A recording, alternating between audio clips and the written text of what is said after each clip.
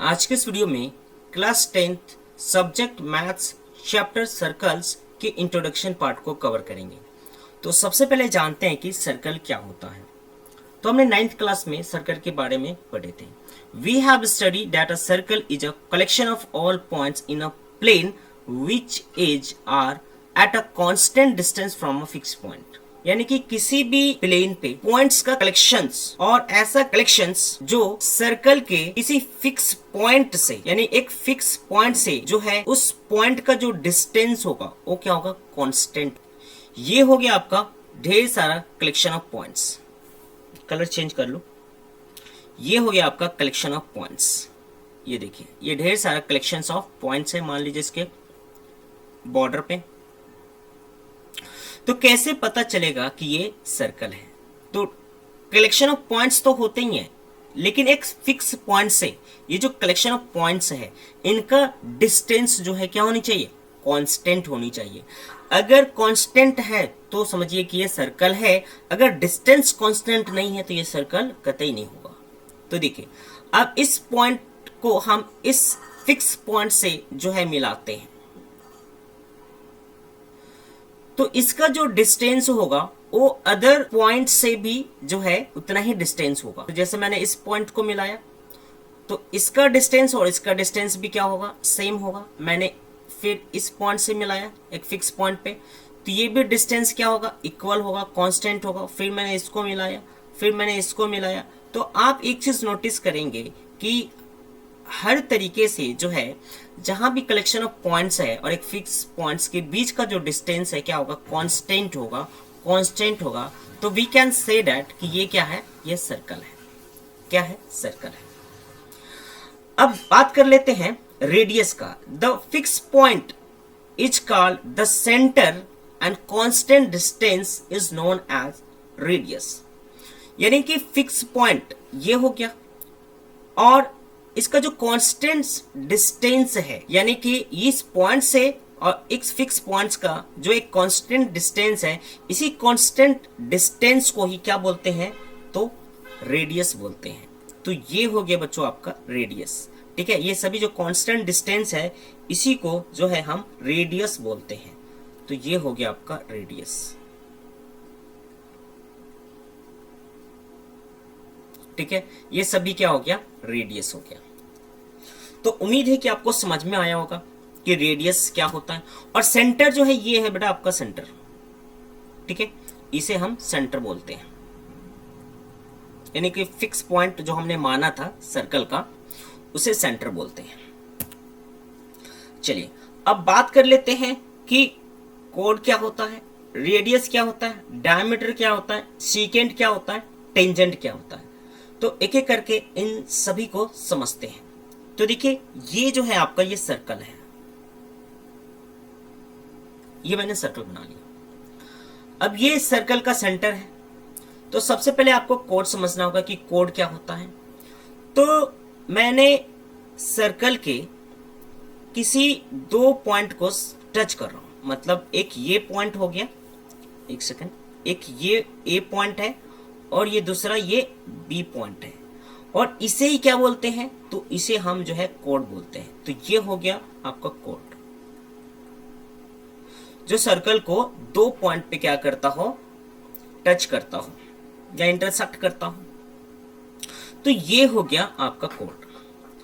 अब रेडियस क्या होता है, तो सर्कल का जो सेंटर है, ठीक है, और सर्कल का जो बॉर्डर है ना, उसके बीच का जो डिस्टेंस होता है उसको हम रेडियस बोलते हैं। यानी कि अगर मुझे कहना होगा ये हो गया आपका रेडियस, इसको हम रेडियस बोलते हैं। उसके बाद डायमीटर क्या होता है, तो डायमीटर होता है रेडियस का दुगना, यानी कि 2 टाइम्स।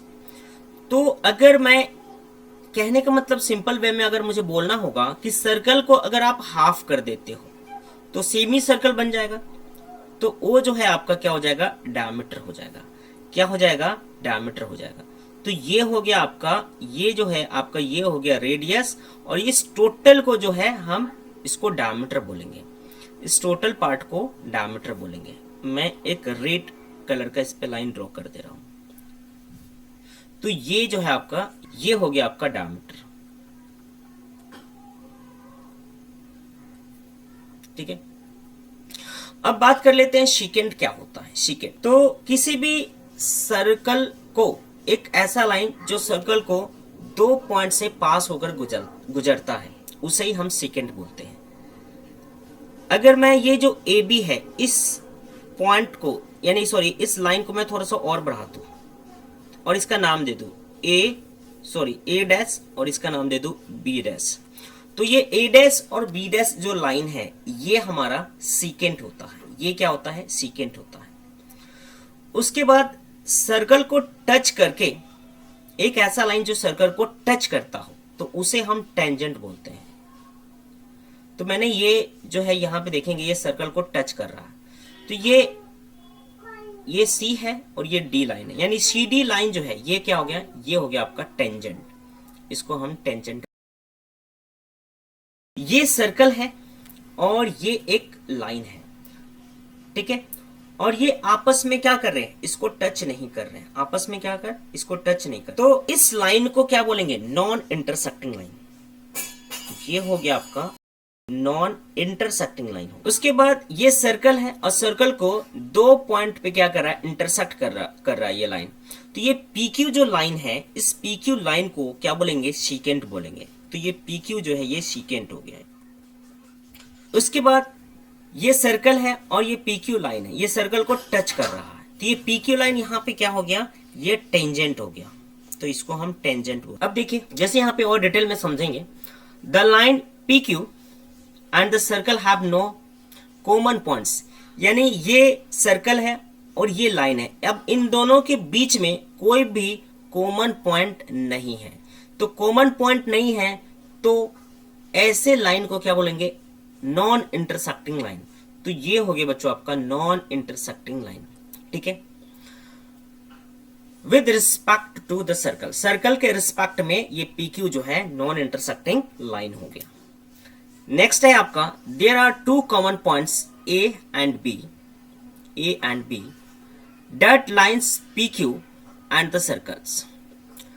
तो लाइन PQ और सर्कल के बीच में 2 कॉमन पॉइंट है, एक है A और दूसरा है B।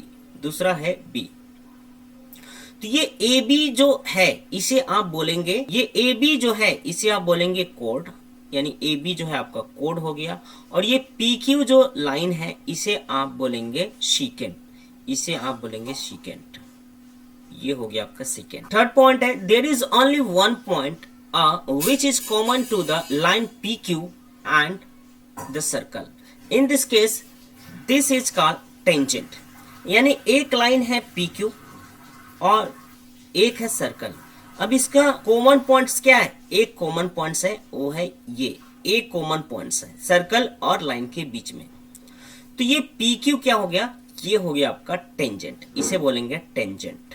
ये हो गया बच्चों आपका टेंजेंट। उम्मीद है कि आपको tangent, circle, code, non intersecting line, ये तमाम सारी चीजें समझ में आया होगा। अब देखिए, टेंजेंट के बारे में फिर से यहाँ पर डिस्क्राइब किया गया है कि a tangent to a circle is line that touches the circle at exactly 1 point. For every points of the circle there is unique tangent passing through it। अब देखिए, सर्कल के किसी भी पॉइंट को, कोई लाइन सर्कल के किसी point को टच करता है तो वो अपने आप में क्या होगा? टेंजेंट होगा। तो ये चीजें ध्यान रखना है। जैसे ये सर्कल है और यहाँ पे ये लाइन टच कर रहा है, तो ये क्या हो गया? ये टेंजेंट हो गया। अब देखिए, सीकेंट क्या होता है? अ secant to a circle is a line that has 2 points in common with a circle।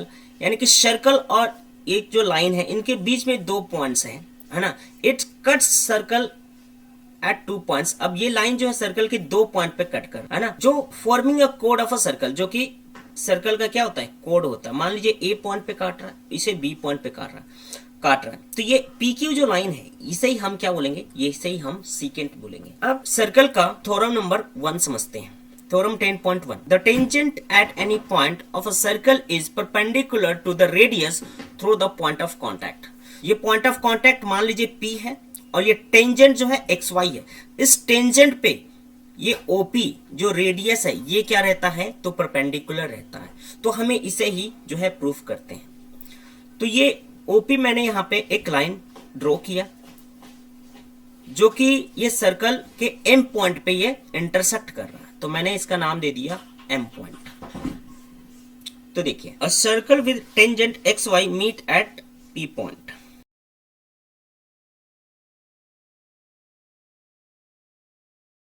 तो गिवन में क्या दे रखा है, a circle with tangent XY meet at P point, meet at P point. उसके बाद हमें प्रूफ क्या करना है, तो प्रूफ ये करना है कि जो सर्कल का जो रेडियस होता है, रेडियस क्या है OP, ये क्या है परपेंडिकुलर है किस पे, जो है टेंजेंट पे।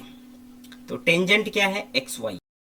अब प्रूफ करते हैं। तो ये OP जो है ये OM के इक्वल है, क्यों, क्योंकि ये रेडियाई है ना, रेडियस है सर्कल का। तो यहां पे आप लिखेंगे OP इक्वल टू OM, और रीजन में लिखेंगे रेडियाई ऑफ सेम सर्कल। उसके बाद अब ये OM जो है ये OQ से छोटा है, तो OM लेस देन OQ, और OM जो है किसके बराबर है, तो OM जो है OP के बराबर है। तो ये OP जो है ये भी जो है लेस होगा किससे, OQ से। तो हम कह सकते हैं कि OP जो है, ये OP जो है परपेंडिकुलर है किस पे, XY पे है। क्यों है, क्योंकि OP जो है ये क्या है, OP ये shortest, OP is the shortest side है।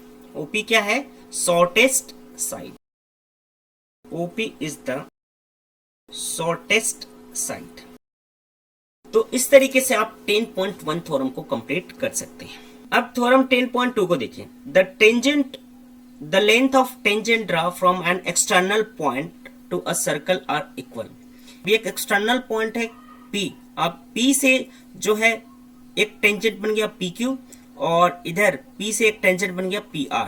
तो ये दोनों टेंजेंट जो क्या है ये इक्वल है, और हमें यही प्रूफ करना है। तो देखिए, अब गिवन में क्या दे रखा, a circle with centre O and two tangent PQ and PR।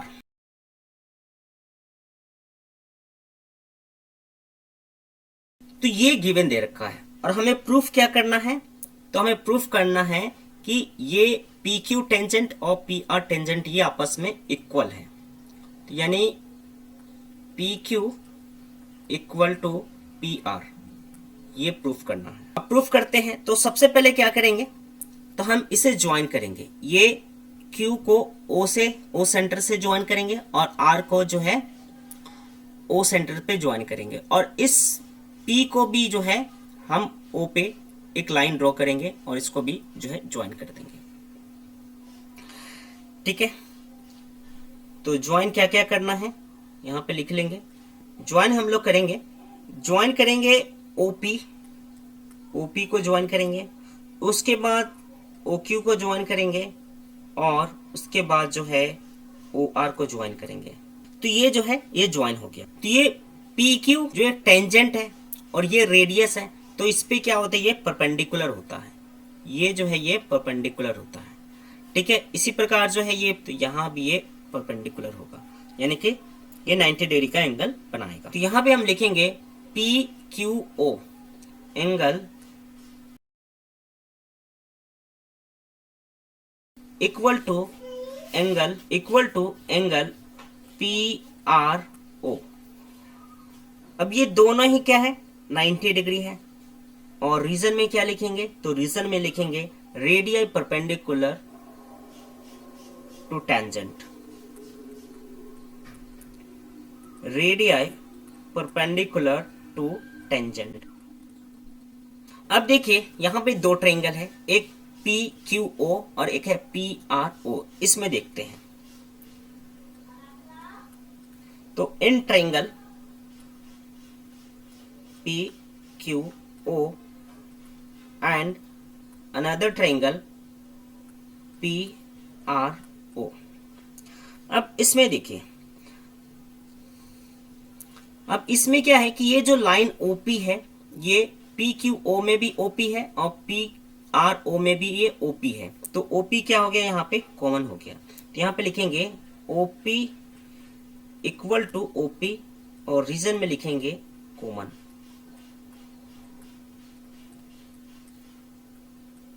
ठीक है, उसके बाद P Q O, angle P Q O equal to P R O, angle P R O. अब ये दोनों ही एंगल क्या है 90 डिग्री का है ना,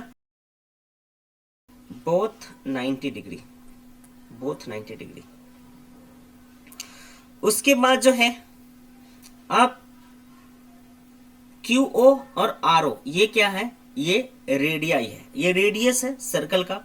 तो यहां पे लिखेंगे Q O equal to R O, Q O equal to R O, reason में लिखेंगे रेडियाई ऑफ सेम सर्कल। तो यहां पे देखेंगे ये हो गया आपका एच यानी हाइपोटेनस, और ये हो गया आपका राइट एंगल, और ये हो गया आपका साइड, ये हो गया साइड। यानी आरएचएस से जो है ये क्या हो गया, ये प्रूफ हो गया कि ये दोनों ही ट्रायंगल क्या है, ये कॉन्ग्रुएंट है। तो जब हम इस ट्रायंगल को कॉन्ग्रुएंट प्रूफ कर देंगे तो हम इजिली हम कह सकते हैं कि ये साइड और ये साइड आपस में क्या होगा, इक्वल होगा। तो देखिए triangle P Q O congruent to triangle P R O. अब ये दोनों ही ट्रायंगल क्या हो गया, ये कॉन्ग्रुएंट हो गया बाय आर एच एस। तो जब ये दोनों ट्रायंगल कॉन्ग्रुएंट हो गया तो ये साइड और ये साइड क्या होगा, आपस में इक्वल होगा। P Q equal to P R, reason में लिखेंगे बाय सीपीसीटी। अब ये सीपीसीटी से क्या हो गया, ये इक्वल हो गया। तो जो है ये प्रूफ हो चुका है कि जो सर्कल का एक एक्सटर्नल पॉइंट यानी कि पी पॉइंट से जो है एक टेंजेंट बन रहा है पी क्यू और टेंजेंट बन रहा पी आर, ये दोनों ही टेंजेंट आपस में क्या है, तो ये इक्वल है। तो यहाँ पे आप लिखेंगे हैंस प्रूफ।